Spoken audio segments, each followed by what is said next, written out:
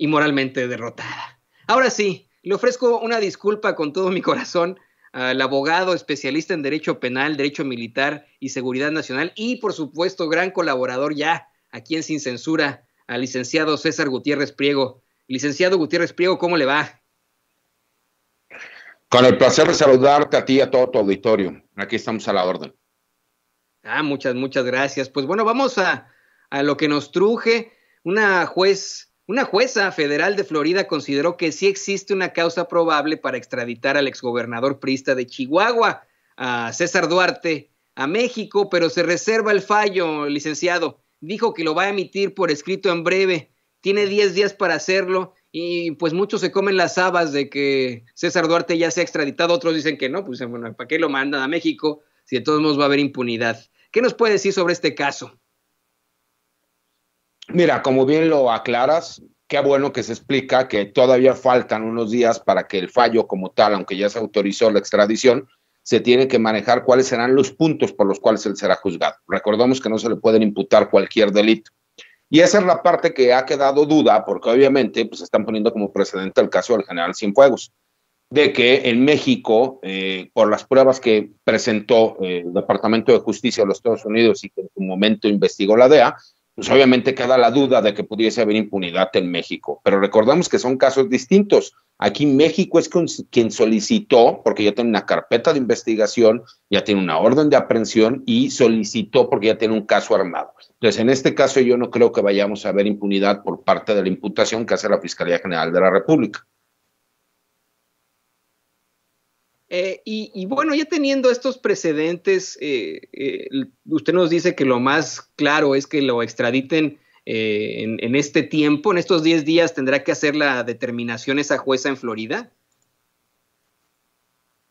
Sí, porque hay que recordar algo. Aquí hay un pedimento que hace la Fiscalía del Estado por los delitos que él comete en el estado de Chihuahua. Pero quien hace la gestión como tal es la Fiscalía General de la República en representación del gobierno federal mexicano. Y ahí es donde viene la duda de quién, si lo va a juzgar la Fiscalía General de la República o será la Fiscalía de Chihuahua quien lo va a juzgar. Recordamos algo, el fallo que da la jueza en el sentido de que se autoriza como tal la extradición a México, pero que se va a tomar 10 días para decir cuál será la forma en que se llevarán a cabo esas imputaciones para que pueda ser juzgado en México, porque independientemente de lo que nosotros podamos pensar que es justo o injusto, están las cuestiones de carácter legal, y ahí es donde nos entran las dudas, ¿no? Porque hay muchas cosas que en Estados Unidos pueden ser legales o ilegales y que en México son distintas. Entonces, por supuesto que hay duda por parte de la gente, pero aquí el caso es totalmente distinto. Aquí no fue una rogatoria por parte de México para de acuerdo a la investigación de un país extranjero. Aquí es una fiscalía estatal y una fiscalía federal, ya encontraron que existen probablemente hechos constitutivos de delito de que cometió él en contra de lo que son las leyes de carácter penal en México. Y por lo mismo le solicita a un país extranjero, que en este caso es el Estados Unidos, para que pueda ser extraditado al país y pueda ser juzgado de acuerdo a las leyes que rigen en el país. Esa es la gran diferencia que existe en los dos casos. Usted es especialista en seguridad nacional, abogado Gutiérrez Priego. Usted, vamos, o sea, tiene un amplio, obviamente, conocimiento jurídico en México. Por eso es que le quiero hacer esta pregunta, que es una pregunta que es más bien de opinión, tal vez, ¿no? Pero se la hacen mucho en los chats, nos lo preguntan mucho en los chats en estos momentos. Cuando llegue a México César Duarte, exgobernador priista de Chihuahua, con todas esas acusaciones en su contra, con todo un gobierno estatal en su contra, ¿considera que enfrentará las consecuencias de sus actos o que pasará exactamente lo mismo que ocurrió con el general Salvador Cienfuegos? No, yo creo que este caso es distinto porque hay que recordar algo y es una frase que yo he dicho mucho. En México hay dos frases célebres que se manejan siempre y es: a los amigos, la justicia y la gracia. A los enemigos, simplemente la ley. En este caso, yo no veo a César Duarte que sea amigo ni del gobierno local ni del gobierno federal. Al contrario, se hicieron investigaciones dentro del país que un juez consideró que sí se había cometido un delito a forma de indicio y por lo mismo solicitaron a un país extranjero que se autorizara la extradición porque en México ya existe una orden de aprehensión. Aquí sí será totalmente distinto. Sí veremos que si él regresa al país de acuerdo a las condiciones que emita la Corte de los Estados Unidos para su extradición, sí lo veremos en la cárcel y por el tipo de delitos que le imputan, no tendrá la posibilidad de estar en libertad. Ahora, si cambiemos de tema, nos propone usted un tema muy interesante que sí quiero analizar con usted. Nos dice que a través de celulares se comunicaba un supuesto militar con narcotraficantes mexicanos, a quienes reunirían la Secretaría de la Defensa, quienes se reunirían precisamente con el general Cienfuegos en la Secretaría de la Defensa, una situación verdaderamente interesante, y es una investigación que traen nuestros compañeros de Contralínea. Mira, lo que pasa es que la investigación como tal, por supuesto que es interesante porque es alguna de las líneas de investigación que la Fiscalía General de la República debió haber realizado. Cuando yo he emitido mi opinión, y como siempre lo he dicho, mi opinión se basa en la experiencia que yo tengo de llevar asuntos de este estilo y el más parecido que ha existido en la historia de este país. Yo fui abogado defensor. Asimismo, he sido abogado defensor de varios militares acusados por diferentes hechos, entre ellos narcotráfico, y ha habido una constante, ¿no? Y esa constante es que se utilizan a testigos delincuentes protegidos para hacer imputaciones e inventar historias. Pero yo decía que si ya había tenido la oportunidad el general Cienfuegos, su defensor particular, pues yo les hubiera recomendado que fuera muchísimo más amplia la investigación que realizaran y que los datos de prueba que él hubiera ofrecido fueran públicos y que no vinieran testados por parte de esta desclasificación de la carpeta de investigación, porque entonces quedarían todas esas dudas. Recordemos, y hay que ser muy claros, las pruebas que mandó la DEA, si nosotros las analizamos desde un punto de vista jurídico, eran ridículas e irrisorias, eran una vacilada y no existía dato de prueba, aparte de que eran ilegales, para que se hubiera podido procesar al general Cienfuegos. Pero esa línea de investigación en el sentido de, si un narcotraficante cree que efectivamente está recibiendo apoyo y que este apoyo es durante algunos años, pues por supuesto que tuvo que haber algo que lo hiciera creer que efectivamente existía un apoyo. Entonces, por supuesto que se tiene que investigar quién era el famoso contacto que ellos pudieron haber tenido. Ya nos quedó claro que de forma directa con el general Salvador Cienfuegos no fue nunca el contacto y que hubo un tercero, en este caso, que tenía contacto con el H9, el sobrino del H2, que les hacía creer que había apoyo por parte de quien era el secretario de la Defensa Nacional porque le llamaban padrino, al grado de que le explicó que realmente el padrino, y de esa intercepción de mensajes que se da, el padrino era él. Entonces, ¿por qué no hacer la línea de investigación muchísimo más amplia? ¿Por qué no la Fiscalía General de Justicia Militar no ha iniciado una carpeta de investigación? Eso lo desconozco. Sí sé que hay una investigación interna para checar absolutamente toda la información que se hubiera podido dar por parte de la Secretaría de la Defensa Nacional. Pero al no hacer públicos estos datos, pues lo único que hace es que existan toda esta clase de suspicacias que el día de hoy, ¿se me explicó?, todos tenemos, y que son preguntas sin respuesta, y que si no las responden ellos de forma directa, pues por supuesto que esas dudas se tienen que llenar con ciertos vacíos, y surgen todas las dudas que al día de hoy tenemos. Es que tenemos en esta investigación muy interesante de Contralínea precisamente eso, ¿no?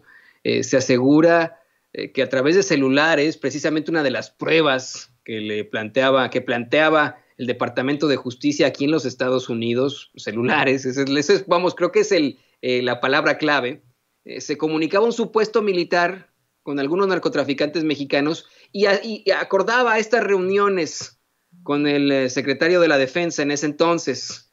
Y bueno, pues esto, usted nos dice que lo mejor sería proporcionar este tipo de datos públicos por parte del general. Esto ya no puede comprobarse, ¿o sí?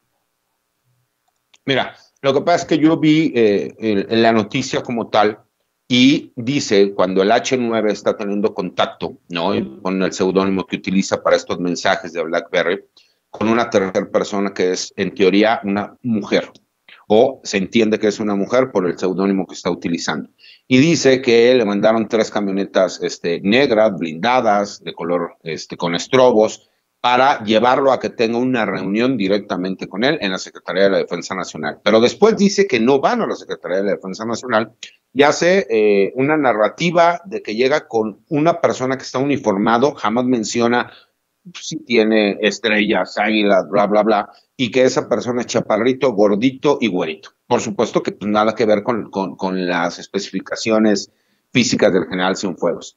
Pero si en teoría existió una reunión, pues sería fácil poder comprobar. Hay una parte que la gente no se le olvida. Yo puedo entender que los mensajes de celular o de BlackBerry, después de un determinado tiempo, a lo mejor no haya forma de recuperarlos y tener la certeza. Pero lo que sí les puedo asegurar es que si fueron a la Secretaría de la Defensa y se llevó a cabo una reunión el día que ustedes me digan, por supuesto que existe constancia de que por lo menos llegó Pito Pérez, aunque no sea el nombre de la persona. Y de ahí se podría sacar una línea de investigación. ¿Cuál es el problema? ¿No? Y escuchamos a ex agente de la DEA, Mike Virgil, que decía, ¿no? Claramente, pues yo le recuerdo a la Fiscalía General de la República que nosotros tenemos el 95% de efectividad en cuanto a las investigaciones que realizamos, y la Fiscalía General de la República solamente el 5%. Y, pues obviamente en Twitter el día de hoy dije, no podemos rebatir este dato porque es real. La realidad es que en México creo que fue hasta dadivoso al darnos el 5%. Tenemos un margen de falta o sea, de gran impunidad, ¿no? Y de falta de acción penal de un 98%. Y eso no lo digo yo, pues son los datos públicos que se dan por diferentes organismos y por el mismo INEGI. Pero también le recordaría yo a esta persona que no sé si es un vocero oficial de la DEA o no sé si hable él nada más a título personal, que la realidad para poder analizar y juzgarlos es que si ellos en todos los asuntos que se han llevado fuera de Estados Unidos mandan investigaciones como la que mandaron del general Cienfuegos, pues entonces le revierto el dato. Entonces llevan 0% del 100% de las investigaciones que han realizado y que han sido juzgadas fuera del país. Y esa es la parte que, de acuerdo a lo que estamos hablando ahorita, con la investigación periodística que están realizando, para que no existan dudas, esto tendría que ser no solo público, sino que la misma defensa del exsecretario de la Defensa Nacional tendría que prestarse. Recordemos, no hace mucho, el que salió a gritarse a los cuatro vientos que el exsecretario de la Defensa Nacional era asesor del presidente de la República, lo cual es falso, y fui muy claro y lo expliqué y saqué el decreto por el cual desde 1976 el que era expresidente de la República, Luis Echeverría, ordenó que todos los secretarios de la Defensa Nacional forzosamente pasaban a ser asesores del alto mando militar, o sea, del actual secretario de la Defensa en funciones. Y los secretarios de la Defensa que están vivos son los que están como asesores del actual secretario de la Defensa Nacional. Entonces tendríamos que tener un poquito más de claridad para que ese golpeteo que se está dando ahorita en contra de las Fuerzas Armadas y en contra del presidente de la República por fines electorales, pues obviamente pudiéramos ser claros y que la gente forme un criterio propio. Y vuelvo a ser bien claro, el general Cienfuegos no se le declaró inocente porque no se le imputó un cargo como tal. Lo que sí se determinó fue que no existían elementos, por lo menos, que mandaron para que se le pudiera juzgar, que son dos cosas distintas. Y ahí la duda siempre nos quedará de que si se llevó a cabo los hechos que le acusan o no, o si hubiera sido juzgado en los Estados Unidos, ¿qué hubiera pasado? Hay pruebas que se escondió por ahí la DEA y que no mandaron a México, porque el criterio de cualquier Estado de Derecho con las pruebas que mandaron no hubiera alcanzado ni siquiera para una orden de captura. Y ellos sí consideran una orden de captura. Entonces significa que están jugando un juego perverso también, donde no mandaron todas las pruebas que ellos tenían en contra del exsecretario de la Defensa Nacional. Pero aseguran también que seguirán con el caso y que, vamos, reabrirán el caso, buscarán continuar con la acusación formal desde acá, desde los Estados Unidos. Yo, si les soy perfectamente honesto, abogado Gutiérrez Priego, para mí, en todo caso, es una vez más esta idea de la DEA, del Departamento de Justicia, de mandar las cosas a medias y de pensar que tal vez en México la cosa iba a ser distinta, pero creo, estoy convencido por lo que ellos dicen, que podría haber otro tipo de pruebas y otro tipo de acusaciones aquí en Estados Unidos. Habrá que ver qué pasa y cómo afectaría esto a la relación entre ambos países. Mientras tanto, bueno, tenemos muchas preguntas del auditorio. ¿Qué le parece que nos comparte sus redes sociales para que la gente se ponga en contacto con usted y las plataformas en las que usted escribe, además de estas grandes colaboraciones aquí en Sin Censura? Claro que sí, con mucho gusto. Mi Twitter es @CésarGutiPri. Acabo de abrir mi canal de YouTube como César Gutiérrez Priego, en el cual estaremos ahí subiendo diferentes contenidos y las aportaciones que hacemos aquí en Sin Censura. Tengo también un blog de información militar y de seguridad nacional que se llama Campo Marte, que escribo todos los jueves. Los martes escribo una columna de opinión en La Silla Rota, y tengo las páginas de la Fundación General Jesús Gutiérrez Rebollo en apoyo de personal militar, de marinos y militares procesos sentenciados hace.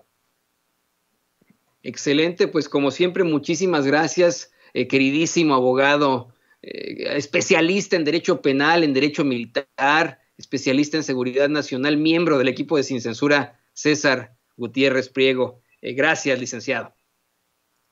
Al contrario, siempre un placer estar aquí con ustedes. Saludo a todo el auditorio.